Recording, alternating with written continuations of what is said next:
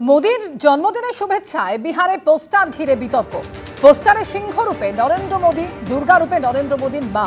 রাহুল গান্ধী সহ বিরোধী নেতাদের মহিষাসুরের সঙ্গে তুলনা। রাহুলের পাশে তেজস্বী যাদব, অখিলেশ যাদব, হেমন্ত সোরেন। পোস্টারে রাহুল গান্ধীর পাশে হেমন্ত সোরেন ছাড়াও রয়েছে স্টালিন, রেবন্ত রেড্ডিও। বার্তায় প্রধানমন্ত্রীর জন্মদিনের শুভেচ্ছা পোস্টার ঘিরে তুমুল বিতর্ক শুরু হয়েছে। নরেন্দ্র মোদীকে কেউ যদি সিংহের সঙ্গে তুলনা করেন, তারা মনে করছেন হ্যাঁ, এতদিন পর্যন্ত যখন পাকিস্তান আমাদের সেনাবাহিনীর মাথা কেটে আমাদের ভেট দিয়ে যেত আর আমরা ফাইল নিয়ে দিল্লি থেকে চলে যেতাম আন্তর্জাতিক আঙিনায়, সেখানে গিয়ে আমরা আমাদের প্রোটেস্ট রেজিস্টার করাতাম। আজকে নরেন্দ্র মোদী সিংহ বিক্রমে ঝাঁপিয়ে পড়ে সমস্ত ক্যাম্পগুলোকে ধ্বংস করেছে, সন্ত্রাসবাদীদের পাকিস্তানের 11টা এয়ারস্ট্রিপকে ভেঙে দিয়েছে।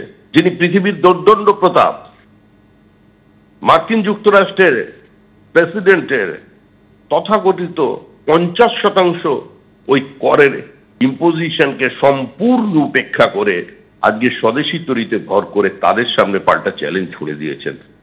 তার সিংহ বিক্রম দেখে কোনো মানুষও যদি উৎসাহিত হয় তো হবেন, কিন্তু কাউকে অসুর বানানোটা এটা ঠিক নয়। দেখুন, প্রথম কথা হচ্ছে ধর্ম নিয়ে রাজনীতি করা এই দলটা তো ধর্ম সম্পর্কেও আইডিয়া নেই। প্রথম কথা হচ্ছে রাবণের একাধিক মাথা ছিল, মহিষাসুরের তো একাধিক মাথা ছিল না। 2021-এর বাংলার বিধানসভা নির্বাচনে বাংলার মানুষ কাকে দেবী রূপে আবাহন করে তার হাতে মোদী সাহাসুর মর্দিনী তকমা দিয়েছিল। মহিষাসুর মর্দিনী না, মোদী সাহাসুর মর্দিনী।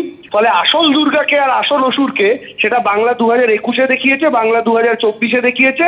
আর কয়েকটা দিন অপেক্ষা করুন, কাশফুল ফুটেছে, এবছর উমা আসছে, আর কয়েক মাস পর আমাদের বাংলার উমাও আরেকবার রূপ ধারণ করে আসছে মোদী সাহাসুর মর্দিনী হিসাবে।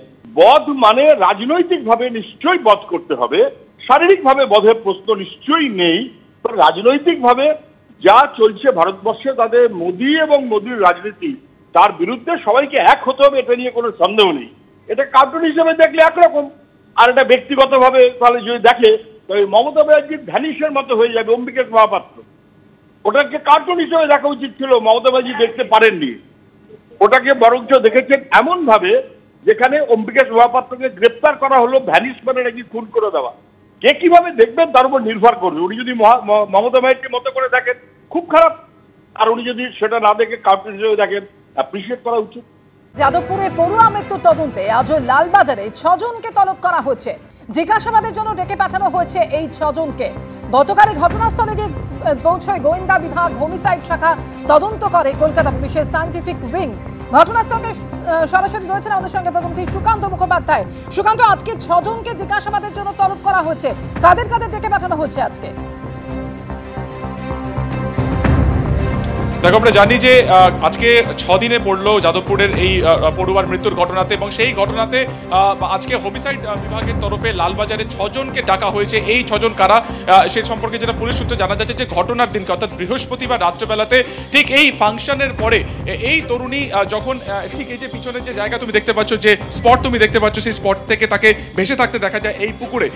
তাকে কারা প্রথম দেখেছিল, তাকে কারা উদ্ধার করেছিল এবং জীবিত অবস্থাতে তাকে শেষবার যারা দেখেছিল, এমন বেশ কয়েকজনকে ইতিমধ্যে এর আগেও ডেকে জিজ্ঞাসাবাদ করা হয়েছে। কিন্তু তার পরবর্তীকালে এই যাদবপুরে পড়ুয়া মৃত্যুর ঘটনাতে আমরা জানি যে কলকাতা পুলিশের হোমিসাইড বিভাগ তারা তদন্তে নামে, এবং সেই পরিপ্রেক্ষিতে এর আগেও কলকাতা পুলিশের সায়েন্টিফিক উইং, পরবর্তী সময় ফরেন্সিক টিম, গতকালকে আমরা দেখেছি যে পুলিশের একটি টিম ক্যাম্পাসে আসে, বিভিন্ন জায়গায় তারা নিরীক্ষণ করেন, পরীক্ষা করে দেখেন।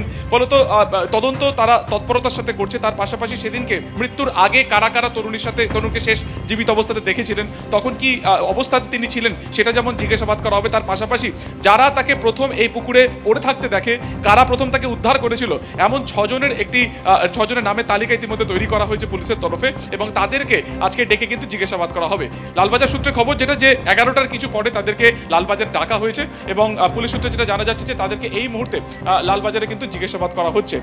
ঘটনার শুরু থেকে যাদবপুর থানা এই গোটা বিষয়টি তদন্ত করে দেখছিলেন, এবং পরবর্তী সময় আমরা জানি পড়ুয়ার পরিবারের তরফে একটি লিখিত অভিযোগ দায়ের করা হয়, এবং সেই লিখিত অভিযোগের পরিপ্রেক্ষিতেই একটি খুনের অভিযোগ কিন্তু ইতিমধ্যে দায়ের করা হয়েছে। ফলত সার্বিকভাবে এই গোটা ঘটনাটি ঠিক কি ঘটেছিল, এবং মৃত্যুর আগে থেকে একেবারে তাকে বডি হিসেবে যখন সে মারা যায় তার বডিকে প্রথম দেখে, গোটা বিষয়টি জিজ্ঞাসাবাদের জন্য কিন্তু এই মুহূর্তে 6 জনকে জিজ্ঞাসাবাদ করা হচ্ছে লালবাজারে। ধন্যবাদ সুকান্ত।